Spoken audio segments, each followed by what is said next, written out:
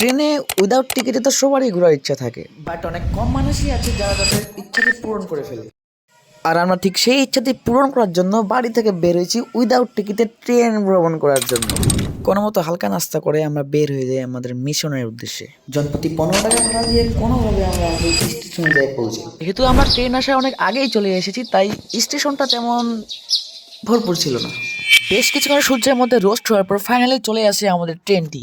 But আমরা এখন পর্যন্ত ট্রেনের কোনো রকম টিকিটই কাটিনি। বুকের মধ্যে বল আর মনের মধ্যে আকাশ পরিমাণ সাহস নিয়ে আমরা উঠেই পড়ি ট্রেনের মধ্যে। বুকের মধ্যে সাহস থাকার পরেও আমাদের মনের মধ্যে অনেক ভয় করতেছিল, কোর্স আমরা কেউ টিকিটই কাটিনি। বেশ কয়েকটা স্টেশন পার হওয়ার পর আমাদের লাস্ট ডেস্টিনেশন ছিল রংপুরে।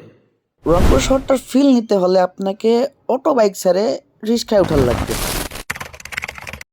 আর যদি আপনি রংপুরে চলে আসেন তাহলে এখানকার চিড়িয়াখানাটি দেখতে একদমই ভুলবেন না, কারণ এখানে আপনি বাঘ, সিংহ সহ আরও অনেক ধরনের প্রাণী দেখতে পাবেন, যেটা আপনার মনকে আসলে অনেক রিল্যাক্স করে দেয়।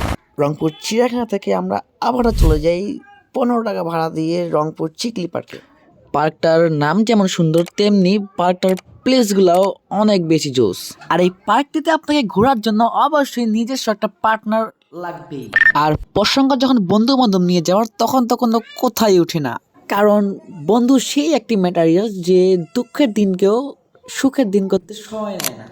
এই পার্কের মধ্যে সবথেকে অ্যাট্রাকটিভ রাইডস হলো এই বিশাল 2 টাকার দোলনাটি। আপনি এই পার্কে আসে যদি এখানকার পিৎজাগুলো মিস করেন, তাহলে আমি বলবো অনেক ভালো একটা টেস্ট মিস করবেন। আপনাদের সারাদিনের ক্লান্তি দূর করার জন্য এখানকার 1 কাপ চাই যথেষ্ট। আজকে সারাদিনে অনেক চা খাওয়া আর ঘোরাঘুরি হয়েছে।